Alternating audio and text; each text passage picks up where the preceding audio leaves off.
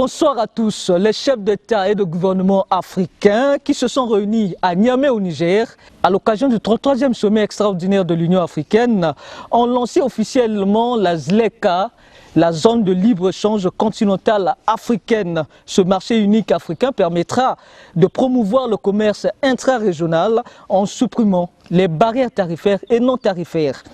Entretien ce soir avec Obambe Ngakoso, le militant panafricaniste. Bonsoir, monsieur Obambe. Bonsoir, monsieur Chanel Mbourango. Mesdames et messieurs, bienvenue à votre émission, Le Diplomate, Club des Nations.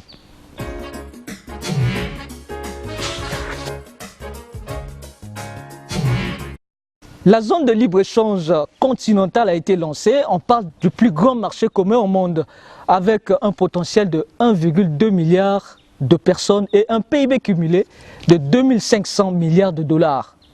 N'est-ce pas l'un des rêves des panafricanistes qui se réalise, M. Obambe Ngakoso? Oui, vous avez touché effectivement la question du doigt. C'est un rêve qui commence à se réaliser, parce qu'il faut attendre un peu. Il y a des contours qu'il faut quand même aborder. Mais je tiens à dire encore une fois que l'Africain moderne, dans sa modernité, dans son aliénation culturelle, mentale et autres, aime prendre du retard dans les choses.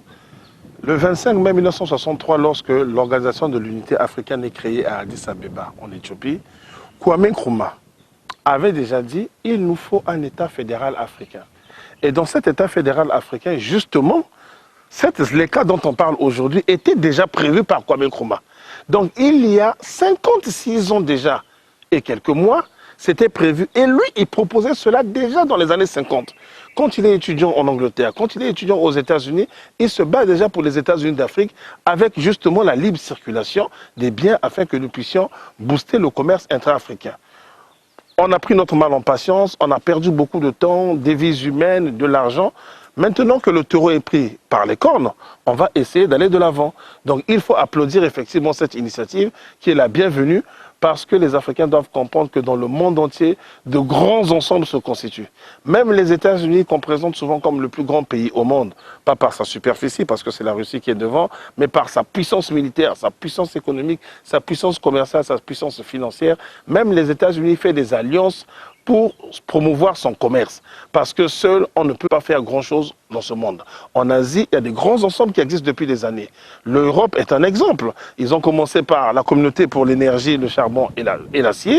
On a vu le résultat aujourd'hui, c'est 27 soit 28 pays, je ne sais plus trop exactement, qui se sont réunis et où non seulement les marchandises circulent librement, mais surtout les hommes. Et c'est ce qui manque au volet africain. C'est-à-dire que les chefs d'État africains donnent la priorité à la marchandise. Ce n'est pas mauvais que l'oignon du Cameroun se retrouve au Sénégal sans taxe ou au Kenya sans taxe. C'est justement un premier pas pour qu'on arrive finalement à la circulation des personnes. C'est un premier pas, mais il faut toujours donner la priorité à l'être humain.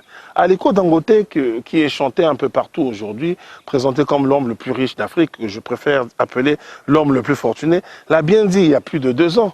J'ai besoin de 36 visas pour visiter 36 États africains. Vous vous rendez compte ? Donc vous allez faire circuler librement les marchandises, mais les marchandises sont produites par des êtres humains. Il leur faut leur passeport, il leur faut leur visa. Donc, ce n'est pas mauvais ce qui est fait, mais à côté, il faut qu'on travaille très rapidement pour que le Congolais qui veut faire des affaires de Makwa à Dakar prenne sa voiture, prenne son avion, prenne son train, qu'il aille à Dakar sans entrave. Et ça, c'est le plus grand tort aujourd'hui de notre continent sur ce plan. Nous le savons bien, l'Afrique compte déjà près de 8 zones de libre-échange sous-régionales. Quel est l'intérêt aujourd'hui d'avoir encore la ZLEC? Alors, vous avez bien dit qu'il y a près de 8 zones de libre-échange sur le continent. C'est 8 zones de trop. Ce qu'il nous faut, c'est une zone unique pour le continent. Parce que plus on fait de zones, plus il y a encore des barrières, plus il y a encore des complications pour les hommes d'affaires ou pour les petits commerçants simplement. Plus c'est compliqué, moins les gens s'en sortent. Et résultat, n'allons pas loin. Vous avez des pays où le carburant est souvent en pénurie. Est-ce que les Africains peuvent se rendre compte que le Nigeria a souvent des pénuries de carburant et ce sont des trafiquants de carburant qui prennent le carburant au Bénin qui vont le vendre au Nigeria. Alors que le Nigeria est censé être le plus grand pays producteur de pétrole du continent africain. Donc, il ne suffit pas de faire 8 zones de libre-échange Oui, il y a la Comesa, la Sensad, et encore la Sensad est morte avec Kadhafi. Vous voyez aussi le défaut de ces choses. Quand quelqu'un initie, il impulse, il meurt, ben ça devient comme certains partis politiques ou certains clubs de football. Le leader, le créateur n'est plus là, la zone n'existe plus. Non, il faut quelque chose de solide qui soit pérennisé. Quand on dit pérennisé, c'est dans le temps. Donc, les Africains ont besoin, au sein de l'Union africaine, d'une zone qui va supplanter toutes les autres zones. Vous verrez que si celle-là marche, les autres vont finir par disparaître d'elles-mêmes. Au-delà de la suppression des barrières douanières, la ZLEC apporte quoi? Mais économiquement, on gagne. Quand les barrières douanières sont supprimées, moi, petit commerçant, je peux voir grand. Je peux aller vendre là où je n'avais pas accès à cause des tarifications douanières. Vous savez, le continent africain, c'est le continent qui a les plus grandes aberrations. La douane, à la base, elle est mise en place, d'une part, pour apporter de l'argent aux caisses, et deuxièmement, pour protéger la production locale. Mais en Afrique, par exemple, combien de pays fabriquent des voitures? Achetez une voiture. Milongo l'avait dit à l'époque, quand il devient Premier ministre du Congo. Il dit, quand j'achète ma voiture à Baltimore aux États-Unis, je paye moins cher et l'achat et le transport jusqu'au port de Pointe-Noire. Mais ce que je vais payer de Pointe-Noire à Brazzaville, ça coûte encore beaucoup plus cher. Ça veut dire que les douanes africaines, en général, ont raté leur mission secondaire. Donc, la mission première, rapporter de l'argent. La mission secondaire, c'est de protéger le marché local. Donc, plus nous avons des zones, je répète, moins les commerçants peuvent faire des affaires et moins aussi le consommateur s'y retrouve. On envisage la suppression des droits de douane jusqu'à 90% selon les statistiques de l'ONU, la simplification administrative et l'ouverture des espaces aériens aux compagnies africaines. Ceci donc dans l'objectif d'augmenter les échanges africains de 33 à 60%. D'ici 2022, bien sûr. Alors, quels sont les... 2 ans et demi. 2 ans et demi. Quels sont les défis à relever pour atteindre cet objectif? Alors, ceux qui parlent de simplification administrative savent que nous, en Afrique, en général, surtout chez ceux qui se prétendent francophones, nous avons des administrations qui sont trop lourdes. Le chef a voyagé, le chef s'est déplacé. La simplification administrative, ça part aussi avec un maximum de décentralisation. On n'a pas besoin d'attendre un colonel pour signer un passeport, ce n'est pas normal. Vous allez dans certains pays, dans une sous-préfecture, le moindre agent au guichet vous donne votre passeport au bout de 2 semaines. À partir du moment où vous avez payé le timbre, vous avez rempli les conditions. Mais vous savez très bien qu'il y a beaucoup de pays où il faut graisser la pâte, graisser la pâte, graisser la pâte, graisser la pâte. Mais tant qu'on n'aura pas fait cette simplification administrative, et ce qui entraîne aussi la limitation, pour ne pas dire éradication, parce que je ne crois pas à l'éradication de la corruption, donc la limitation de la corruption, effectivement, c'est une condition sine qua non. Sinon, cet accord qui vient, enfin, pas cet accord, le lancement de ce marché à Niamey, je crains que dans 5, 10, 15, 50 ans, on en soit encore là à dire les textes existent, mais où est la réalité sur le terrain? Exactement. Quelles sont les conditions qu'il faut mettre en place pour qu'on atteigne justement l'objectif qui est fixé par rapport à ce... Alors l'objectif, je suis un peu réservé par rapport à ça, parce que ce sont des chiffres qu'il faut manipuler avec beaucoup de délicatesse. 1, la simplification administrative. 2, former les hommes. On ne fait rien sans les hommes. Si on fait les choses sans eux, ça ne marche pas. Je ne vais pas revenir sur la phrase de Mandela. Ce qui est fait pour vous, sans vous, ne peut être que contre vous. Les administrateurs, les fonctionnaires, du plus bas niveau au plus haut niveau, doivent tous être impliqués dans la chose. Quand vous prenez un commerçant qui quitte un pays, qui s'installe dans votre pays, et que vous le harcelez tous les jours pour une carte de séjour qu'il a déjà payée 2, 3 fois, ça ne marche pas. Donc le policier qui prétend contrôler la carte de séjour alors que... En Afrique, franchement, les cartes de séjour, je ne vois même pas à quoi ça sert. Nous sommes sur notre propre continent, on devrait circuler librement. Donc, à ce niveau, il faut former les gens au maximum. Les administrateurs, leurs collaborateurs, les policiers, au niveau des frontières, parce que qu'on le veut ou non, il faut quand même un minimum de sécurité aux frontières. On voit comment Boko Haram pose des bombes un peu partout, tous ces djihadistes, tout ça, il en faut. Donc, il faut la formation. Mais qui dit formation, c'est plus d'écoles, c'est plus d'universités, c'est plus de facultés, c'est plus de centres de formation où on explique. Par exemple, en ce moment, chaque chef d'État, en rentrant chez lui, devrait donner comme feuille de route à tous les ministres, parce que tout le monde est impliqué, que nous avons basculé. Nous passons d'une ère où les marchandises circulaient difficilement à une autre où on voudrait qu'elles circulent plus librement dans l'intérêt de tous. Donc, chacun de vous, dans son ministère, devrait travailler avec ses collaborateurs. On doit afficher cela dans les ministères, on doit afficher cela dans les mairies, dans les différents endroits où le public a accès, parce que le public doit savoir et le public doit se préparer. Parce que n'oublions pas, ce n'est pas de la rigolade. cette nouvelle zone, cela signifie que les grands producteurs comme le Cameroun, le Nigeria, la Côte d'Ivoire, le Sénégal, le Kenya seront favorisés. Le Nigeria, qui est une première économie, première puissance économique du continent, a fini par emboîter le pas après quelques moments de réticence. Mais l'Érythrée reste le seul pays sur les 55 États qui reste encore sceptique. Alors, quelles sont, selon vous, les raisons qui ont poussé ces pays à être un peu réservés par rapport à la ZLECA? Alors, il faut déjà considérer que le cas de l'Érythrée est un cas très particulier. Vous pouvez regarder la télévision du matin au soir, vous ne verrez quasiment pas de reportage sur l'Érythrée. L'Érythrée est un pays fermé. Et quand je dis fermé, mais c'est extrêmement fermé. Et là, je suis poli. Ce n'est pas un pays aujourd'hui avec qui on peut faire des affaires, bon, pour des raisons évidentes. Là-bas, c'est l'ultra-sécurité, l'ultra-sécurité, l'ultra-sécurité. Et donc, ces gens voient d'un très mauvais œil tout ce qui peut venir d'ailleurs. Parce que tout ce qui peut venir d'ailleurs, le régime érythréen considère cela comme des choses subversives. Un étranger est subversif, la moindre marchandise qui vient de l'étranger est considérée également comme subversive. Donc ce n'est pas aujourd'hui, ni demain, ni après-demain que l'Érythrée va adhérer. On laisse l'Érythrée, prenons le cas du Nigeria, et on peut aussi prendre le cas du Bénin. J'ai suivi Sika TV. Vraiment, c'est des gens qu'il faut saluer. Sur Sika TV, ils ont beaucoup débattu de cette question. Les hommes d'affaires nigérians et béninois ont posé une question à leur gouvernement. Quel est l'intérêt pour nous, hommes d'affaires du Nigeria, et nous, hommes d'affaires du Bénin, de signer cela? Qu'est-ce que nous allons gagner? Parce que ce qui régit les relations entre États, entre organisations et même entre personnes, il y a des principes, mais il y a surtout le principe de l'intérêt.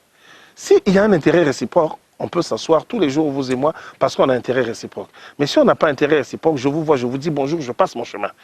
Et donc, les dirigeants nigérians, après avoir expliqué, les autres leur ont dit, n'oubliez pas une chose au Nigeria, nous avons un très grand marché. C'est le plus grand marché du continent, par la population et par la production. Même si parfois c'est l'Afrique du Sud qui est devant, parfois c'est le Nigeria, on peut considérer dans l'absolu que le Nigeria c'est le plus grand marché du continent. Ils ont à cœur la protection de leur marché, il faut aussi les comprendre à ce niveau. Aucun homme d'affaires n'accepterait de perdre ses parts de marché.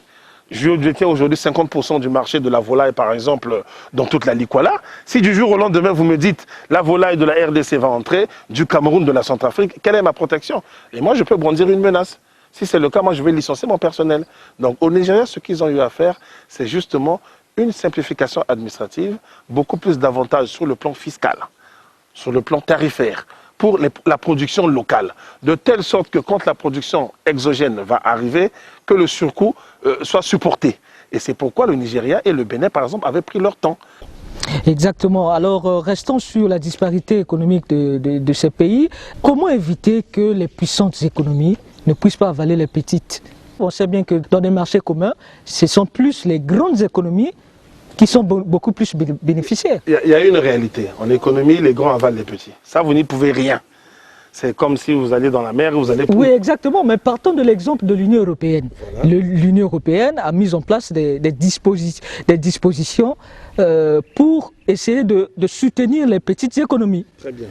Alors, est-ce qu'avec la ZLEC, on peut s'attendre à ce genre de dispositif? L'exemple de l'Union européenne est excellent, mais je tiens toujours à dire qu'il y a un bémol. Les Européens ont mis la charrue avant les bœufs et c'est ce que nous faisons. Ils ont fait l'Europe économique avant de faire l'Europe politique. Or, dans la vie, c'est la politique qui commande tout. Qu'on le veuille ou non, c'est le président de la République, le roi ou le Premier ministre, celui qui a le pouvoir, qui impulse le rythme. C'est lui qui donne le là. Quand il dit là on danse, là on danse. Si on n'est pas d'accord, c'est les élections qui vont trancher, on le dégage et c'est quelqu'un d'autre qui est là. Économiquement, ils sont très avancés, effectivement. Ils ont essayé de protéger les petits. Mais je vous promets une chose, chez les grands, il y a beaucoup qui râlent. Prenez un pays comme la France, très grand pays producteur de fromage, de vin, mais le fromage français est régulièrement menacé par de nouvelles productions qui viennent d'ailleurs. Ce n'est pas aussi évident que cela. Il est dans la nature des grands de protéger les petits. Ça, c'est quand on est raisonnable. Mais quand les choses se passent à l'état sauvage, comme je vous ai dit, c'est les grands qui avalent les petits. Aujourd'hui, sur le continent africain, il y a une réalité. Vous avez grosso modo deux pays. Il y a des pays qui produisent, il y a d'autres qui ne font rien d'autre. Mais il faut dans ce cas qu'on s'entende. Ceux qui sont importateurs ont le choix. Ils peuvent arrêter la production, mais se concentrer par exemple sur les services. L'informatique aujourd'hui offre tellement de possibilités parce qu'à la longue, croyez-moi, Sao Tomé et Principe ne pourra jamais rivaliser avec le Nigeria. Où sont les terres à Sao Tomé et Principe? Mais par contre, Sao Tomé et Principe peut se concentrer sur la question des services informatiques. faire en sorte qu'on signe des contrats avec le Nigeria ou des accords avec autres.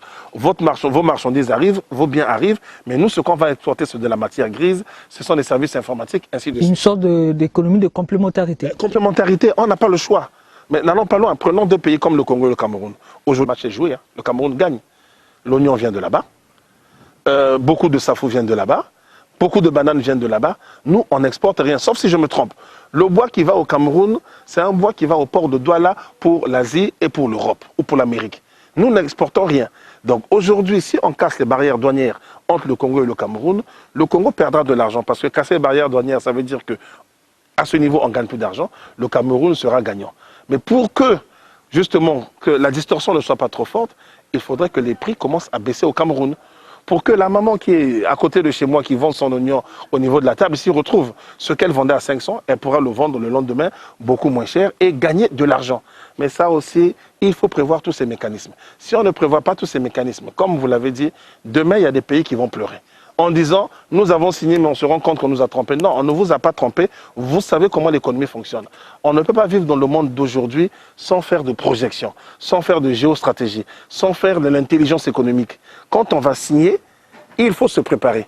Il faut avoir des économistes derrière soi, il faut avoir des juristes derrière soi, des commerciaux derrière soi, etc., etc. Sinon, effectivement, c'est la catastrophe.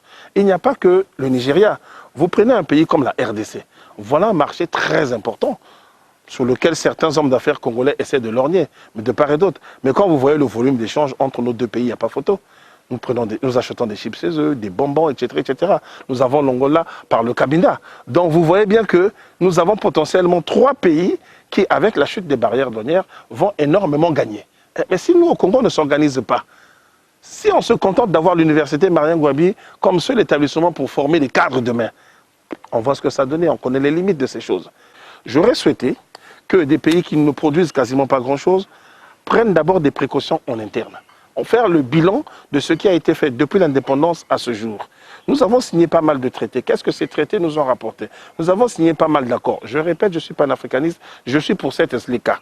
Mais je pense que la ZLECA telle que faite aujourd'hui, sans la libre circulation des personnes et sans avoir formé assez de cadres, des hommes avec de la matière grise pour comprendre le monde de demain, ça ne va pas. Poursuivant cette émission, M. Obambenga Kusso, il existe déjà de nombreux accords entre les États africains et d'autres États de la planète.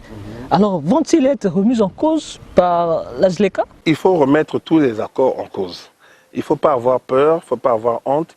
Tous les accords doivent être remis en cause. Je vous donne un exemple tout simple. Vous êtes malade. Vous prenez un médicament qui ne vous soigne pas. Qu'est-ce que vous faites? Vous avez le choix. Ou vous arrêtez ce médicament pour en prendre un autre, ou vous arrêtez tout médicament. Mon problème, ce n'est pas seulement les accords entre le Congo et la Chine. Il serait intéressant de revoir tous les accords que le Congo a signés dès la proclamation de la République, par exemple, le 30 novembre, ou 28 ou 30 novembre, je ne sais plus, 1958. Il serait intéressant de tout revoir. Quels sont les accords qui nous ont apporté quelque chose? Et les accords qui ne nous ont rien apporté, on les dénonce. Et c'est prévu. Quand deux parties signent un accord, il est toujours écrit que les parties ou l'une des parties peut ou peuvent se retirer librement. Ça, c'est d'une part. D'autre part, quand un accord nous apporte quelque chose, mais si cet accord est en contradiction avec la ZLECA, voilà pourquoi je dis on a besoin d'une armée de juristes. Des juristes qui regardent bien ligne par ligne, mot par mot. Parce que ce n'est pas un secret. Quand l'Union africaine organise une réunion, vous voyez, nos chefs d'État ont toujours quelque chose aux oreilles. Pourquoi? Parce que Ali Bongo du Gabon va parler en français, Mouamadou Bouhari du Nigeria va parler en anglais, vous avez un autre qui pourra parler en Kiswahili, par exemple, si Nyerere était encore vivant, il aimait bien ça, il aurait pu parler en Kiswahili. Résultat des courses, les documents qui sont signés par nos États existent en français, en anglais, en espagnol, en arabe, en portugais et désormais en Kiswahili, grâce au président Joachim Chissano, donc dans 6 langues. Et il faudrait bien qu'on fasse attention que les mots justes soient placés à la place qu'il faut et les virgules aux places qu'il faut. Et quand chacun de nous rentre, il doit prendre ce texte nouveau, le confronter à tous les accords commerciaux, économiques, financiers que le Congo, la Centrafrique, la Côte d'Ivoire a déjà eu à signer avec ses voisins et avec les États d'Amérique, d'Europe ou d'Asie. C'est obligatoire. Mais je vous promets une chose, si on est pointilleux, il y a beaucoup d'accords qu'on va revoir. Parce que depuis plusieurs années, notre commerce est en train de stagner en Afrique. On ne produit pas assez ou on produit très mal.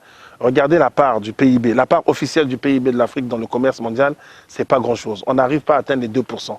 Donc, résultat, on ne peut pas continuer avec ces mêmes accords. Ça nous a apporté quoi? Au bout de 60 ans pour certains, 55 ans d'indépendance, ça a apporté quoi concrètement? Alors, M. Bamenga Kosso, nous nous acheminons déjà vers la fin de notre émission. Le premier pas a été fait, a été posé, et il reste la mise en œuvre du traité. Alors, là maintenant, je vais revenir aux 8 zones dont vous aviez parlé. Je vais prendre d'abord le Rwanda, qui est membre de, avant la ZLECA, membre de trois zones économiques environ. Ils sont dans la CEAC, ils sont dans l'East African Community avec le Kenya, le Burundi, l'Ouganda et un autre pays. Et donc, le Rwanda aujourd'hui a un président qui est l'élément moteur de cette ZLECA.